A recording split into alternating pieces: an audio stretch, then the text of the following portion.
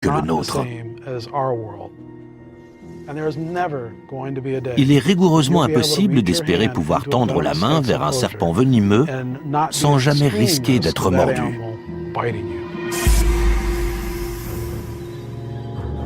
Anita ne fait pas exception. Quelques semaines après avoir adopté ses serpents à sonnette, elle est mordue. Un jour, je lui ai demandé ce qu'elle avait à la main. Elle m'a dit qu'elle avait été mordue la veille, mais qu'elle était apparemment immunisée, vu qu'elle allait bien. Les serpents venimeux peuvent contrôler la quantité de venin qu'ils injectent. Parfois, quand on est mordu par un serpent à sonnette, un cobra, etc., on reçoit ce qu'on appelle une morsure blanche. On a une trace de piqûre, mais on n'est pas empoisonné. Mon Dieu, c'est impossible d'essayer de raisonner quelqu'un d'aussi passionné. Anita survit à cette morsure blanche probable et croit qu'elle devient immunisée à ces serpents venimeux. Elle y voit un progrès, alors qu'elle aurait dû prendre cela pour un avertissement. Apparemment, elle n'était vraiment plus capable d'estimer le niveau de risque qu'ils représentaient. Son manque de lucidité la poussera à prendre des risques encore plus grands. Cela dit, il suffit parfois d'une erreur ponctuelle pour avoir de graves ennuis.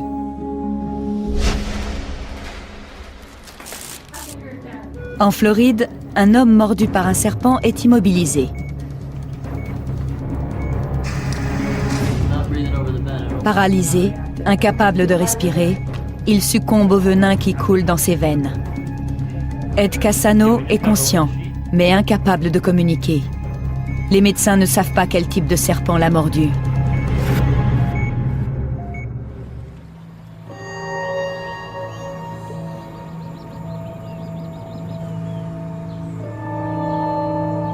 Ed Cassano a 63 ans. C'est un homme divorcé, technicien dans la climatisation à la retraite. Il vit seul à Clermont, en Floride. Aujourd'hui, il partage sa vie avec 40 serpents venimeux. Comme Anita Finch, il est attiré par les serpents depuis son plus jeune âge. À 8 ans, il va voir une exposition de reptiles où il tient un serpent pour la première fois. Il avait la peau brillante, lisse, charnue. C'était un animal fascinant pour moi. Ça a déclenché mon envie de posséder des serpents. Sa passion pour les reptiles est encouragée par sa mère, qui l'autorise à garder plusieurs serpents non venimeux à la maison. Ils faisaient partie de notre quotidien. Ça ne me paraissait pas choquant d'avoir un gros serpent à la maison, mais je savais que j'étais une exception.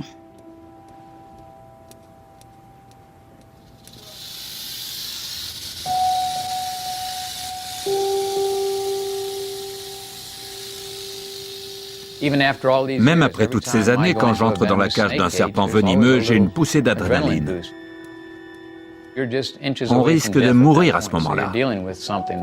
Quand on s'occupe de serpents, on est tous les jours en danger. Et il ne faut jamais oublier ça. Il dit que la beauté joue un rôle, mais certains serpents non venimeux sont aussi beaux, si ce n'est plus. Je ne sais pas vraiment ce qui pousse quelqu'un à avoir des animaux aussi dangereux chez lui.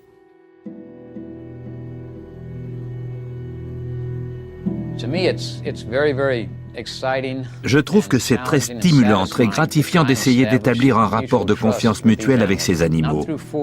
Pas en employant la force, mais en arrivant à être accepté par eux. Comment va-t-il aujourd'hui? Mon grand garçon. C'est un grand gaillard, généralement sympathique. Malheureusement, j'ai souvent fait l'erreur de le nourrir à la main. Du coup, quand il me voit et qu'il a faim, il me prend pour un lapin. Il se glisse vers moi, tout tendu, il se prépare à m'attaquer comme si j'étais un lapin. C'est ça le grand danger avec les serpents venimeux. Ils mordent souvent la main qui vient les nourrir. C'est à ce moment qu'il y a un risque.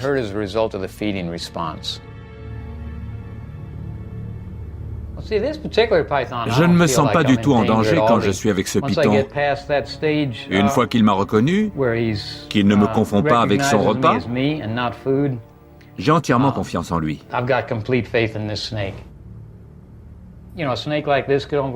Un serpent comme celui-là peut terrasser n'importe quel être humain s'il en a envie. Cela dit, c'est quelque chose qu'on croise au quotidien. Certaines personnes ont des Doberman, des bergers allemands, des chiens également capables de tuer leur propriétaire. Et on accepte ça. J'ai fini par l'accepter pour ce qu'il est. Les gens qui vivent avec des bêtes sauvages dangereuses se croient tous différents par rapport aux autres. Ils prennent des risques que n'importe quel individu sain d'esprit ne prendrait pas. J'adore les gros pythons, les couleuvres, les serpents rois, les serpents venimeux. Ce sont de redoutables prédateurs. C'est ça qui m'attire chez eux. Voici une vipère dorée. Elle m'a mordu quand elle faisait 1 mètre de long. J'avais ouvert la vitre, j'avais une souris au bout de ce forceps et j'allais nourrir la vipère. Les chiens étaient enfermés dans la pièce à côté. Mais l'un d'eux a réussi à ouvrir la porte. Je me suis tourné vers lui comme ceci et j'ai tourné la main droite qui s'est retrouvée juste devant la vipère qui a des détecteurs de chaleur sur le flanc. Elle a détecté une cible à sang chaud et m'a mordu au doigt. Il est un peu engourdi, mais il est toujours là. Vive les antivenins. Avec un serpent, on peut faire le même geste sans incident. Le problème, c'est que la 101e fois ou la 250e fois, il va faire quelque chose de complètement inattendu. Un jour, Ed Cassano fait un geste qu'il a fait des centaines de fois auparavant. Comme chaque jour, il nettoie les cages. Il arrive à celle de son cobra.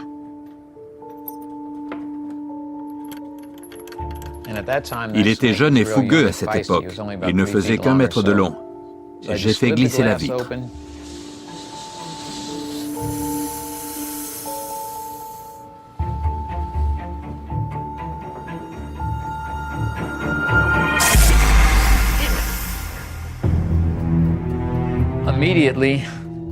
J'ai tout de suite remis le serpent dans sa cage. Je me suis lavé la main. Je ne ressentais toujours pas les effets du venin. Je me suis dit, apparemment, je n'ai pas été empoisonné. Par sécurité, j'ai pris de la bande Velpo et je l'ai enroulée légèrement autour de mon bras. Après, je me suis assis dans la véranda un moment pour voir si j'étais empoisonné ou pas. Ed a commis une première erreur en mettant la main dans la cage d'un serpent venimeux. Puis une seconde, en n'appelant pas immédiatement à l'aide. Environ une demi-heure plus tard, tout avait l'air d'aller. Je suis allé nourrir ma chienne.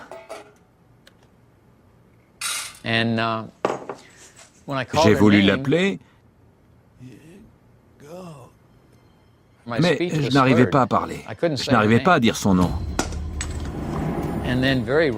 Après, j'ai vraiment commencé à me sentir très mal. J'ai voulu appeler la police et je me suis dit, c'est idiot, je ne peux pas parler, ils vont croire à un canular. J'ai appelé un voisin qui a l'affichage du numéro pour qu'il entende que j'allais mal et qu'il passe à la maison. Numéro incorrect. Veuillez réessayer.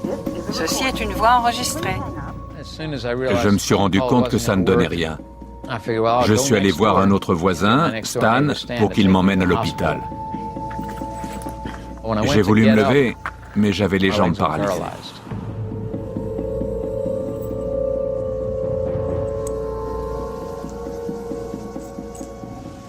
Le venin neurotoxique qui coule dans les veines d'Ed paralyse peu à peu tous les muscles de son corps. Il risque de mourir par suffocation.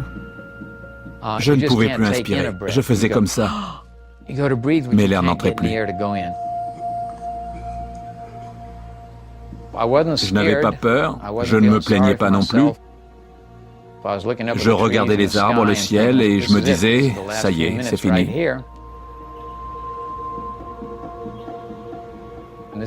J'allais bientôt avoir la réponse à cette question que tout le monde se pose. Qu'est-ce que ça fait d'être mort? J'allais enfin savoir.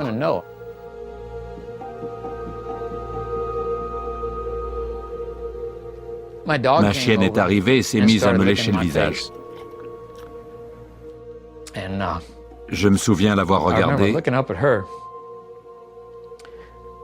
et j'ai pensé, je ne veux pas te quitter.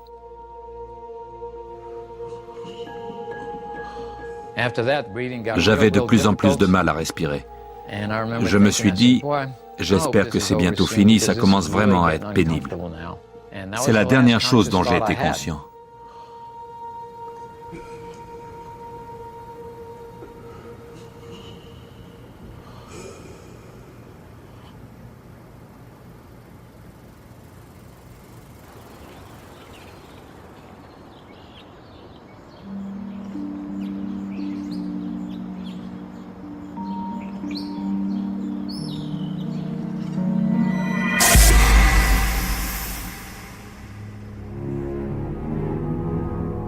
Ed Cassano gît au sol, mordu par l'un de ces serpents les plus redoutables. Il a enfreint une règle d'or, ne pas nourrir un serpent lorsqu'on est seul chez soi. Il ne respire plus.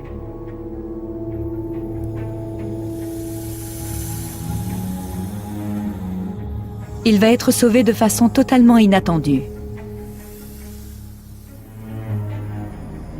Son voisin, Pete, lui a emprunté des dizaines d'objets sans jamais les lui rendre. Ce jour-là, sans raison particulière, il décide de remettre ses comptes à zéro. Ed!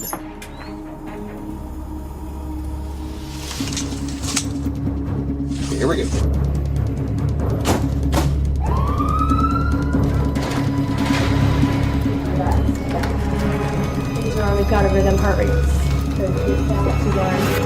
Peu après son arrivée à l'hôpital, Ed reprend conscience. C'était incroyable. Je pensais que j'allais mourir et je me suis réveillé à l'hôpital. J'étais content. Ed n'est pas encore tiré d'affaire. Les médecins le placent en ventilation assistée et font leur possible pour le maintenir en vie. J'étais complètement paralysé, incapable de réagir.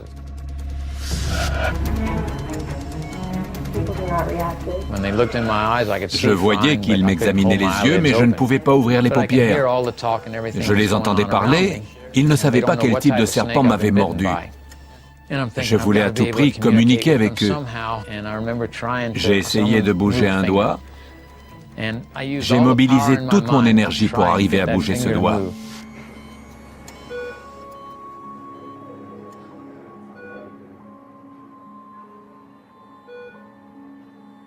Impossible. Je n'ai pas réussi. Je me suis dit, là, c'est vraiment fini. Les médecins doivent savoir quel type de serpent a mordu Ed. Sinon, ils ne peuvent pas lui injecter l'antivenin capable de le sauver. Ed a besoin d'un véritable miracle pour survivre. La création d'antivenin présente de gros risques. Dans son serpentarium d'Orlando, George Van Horn entame le processus. Il lui arrive parfois de travailler avec 400 serpents mortels différents. C'est l'un des 4 herpétologistes professionnels des États-Unis. Ils risquent leur vie quotidiennement pour extraire le venin servant à fabriquer de l'antivenin. C'est dangereux, mais ça fait longtemps que je fais ça. Je ne devrais pas le dire, mais je commence à être bon.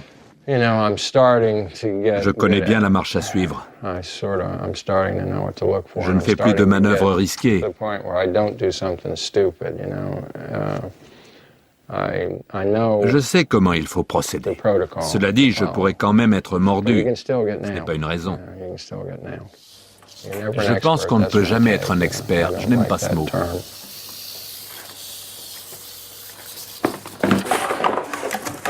En 40 ans d'extraction de venin, George a été mordu gravement 12 fois. Il a perdu l'index droit. À l'époque, il produisait de grandes quantités de venin de serpent à sonnette